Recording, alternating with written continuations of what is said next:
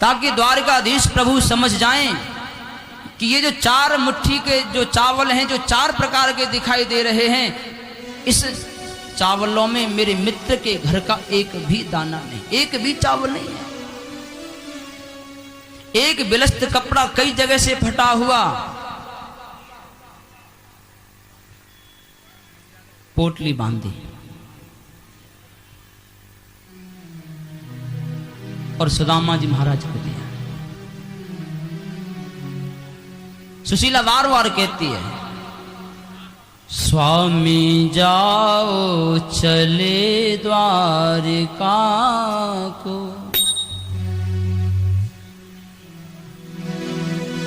स्वामी जाओ चले द्वारिका को,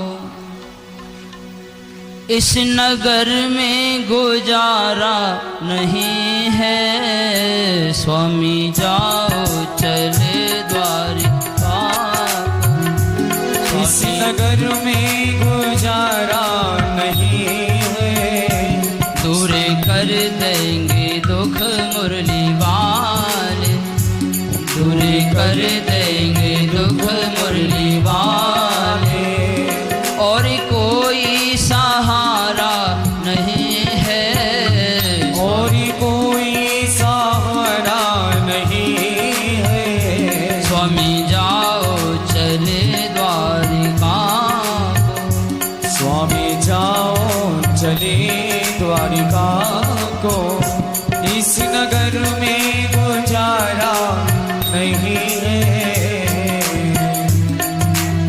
सुशीला बार बार कहती है, एक बार जाइए तो सही।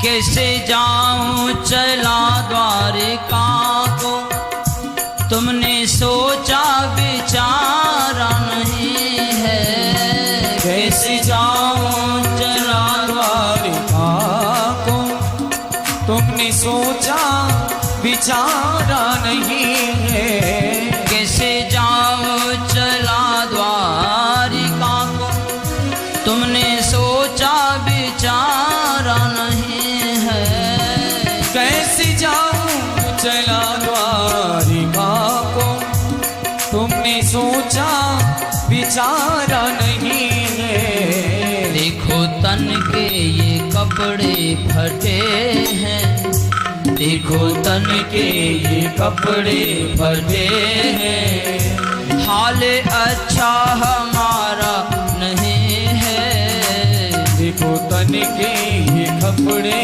फटे हैं, हाल अच्छा हमारा नहीं है, स्वामी जाओ चले द्वारिका को, इस नगर में गुजारा नहीं है। कोई खड़ा नहीं होगा, सभी बैठे रहें।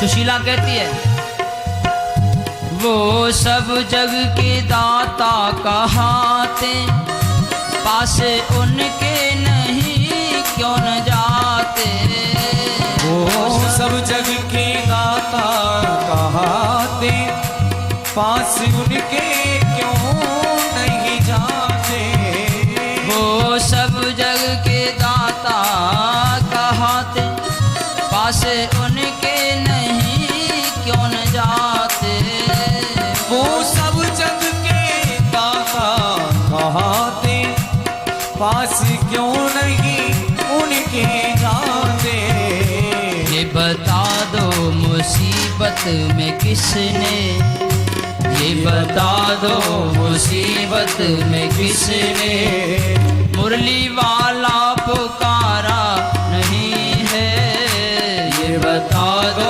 मुसीबत में किसने मुरली वाला पुकारा नहीं है।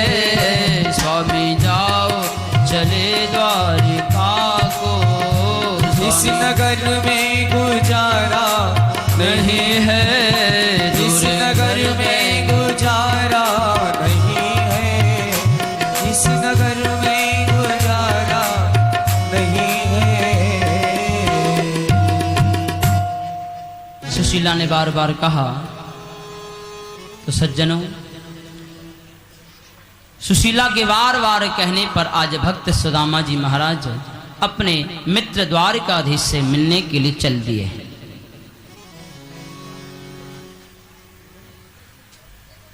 दुबला पतला शरीर है सुदामा जी महाराज का।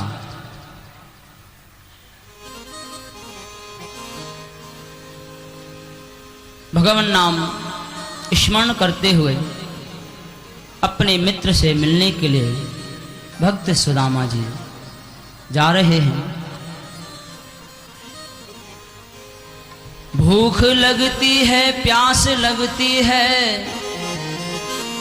जिंदगी अब उदास लगती है। कैसे आऊं द्वारिका तेरी आस भी अब निराश लगती। हे गोविंद, प्रभु स्मरण करते हुए सुदामा जी महाराज जा रहे।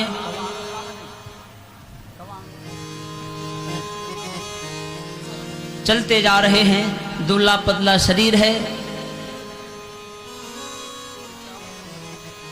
मार्ग में एक नदी पड़ी। अब नदी से कैसे पार हो, सुदामा जी महाराज सोचने लगे। तो स्वयं मेरे ठाकुर केवट का रूप लेकर के आए हैं। आवाज लगाई, अरे भाई, किसी को इस नदी के उस पार जाना है तो मेरी नौका में आकर के बैठ जाओ। सुदामा जी ने सुना, हाँ भैया, हमें उस पार जाना, आ जाओ भाई। मेरे ठाकुर केवट का रूप लेकर के आए। सुदामा जी महाराज को नौका में बिठाया और नौका चलाने लगे स्वयं मेरे प्रभु। और जब नौका बीच नदी में पहुंची तो सुदामा जी से कहने लगे, सुदामा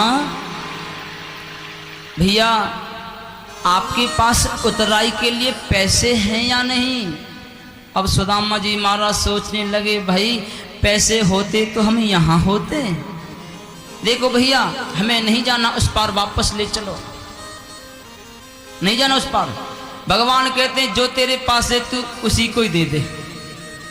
मेरे पास तो कुछ भी नहीं है। अरे जो कुछ भी है उसी को ही दे दे। सुदामा जी महाराज के मुख से निकल गया कि मेरे पास तो गरीबी है, दरिद्री है, इसी को ही दे दे। न जाने कौन से गुण पर दया ने रीझ जाता, पार कर दिया। चलते जा रहे हैं, दुबला पतला शरीर नहीं चला जाता। वृक्ष के नीचे लेट गए। प्रभु ने योग माया को आदेश दिया, हे योग माया, मेरा मित्र आ रहा है, उसे उठा करके लाओ, मेरी नगरी में सुला दो। योग माया ने ऐसा ही किया। जब सुदामा जी महाराज जागे तो पूछने लगे, भाई ये कौन सी नगरी है? किसी ने कहा, ये द्वारिकापुरी 6। अब तो सुदामा जी ने सोचा कि हमने तो सुना था कि एक ही द्वारिकापुरी है, अब यहाँ आकर के पता चला कि द्वारिकापुरी 6 हैं। अब मेरा मित्र कौन सी नगरी का राजा होगा, समझ में नहीं आ रहा। तो किसी ने कहा, यही द्वारिकाधीश की नगरी है। प्रसन्न हुए सुदामा जी महाराज और अपने मित्र के महलों का, द्वारिकाधीश के महलों का पता पूछते हुए भक्त सुदामा जी महाराज दरवाजे पर पहुंचे। जैसे दरवाजे पर पहुंचे तो महाराज द्वारपालों ने रोक दिया। द्वारपालों ने रोक दिया। देखो देखो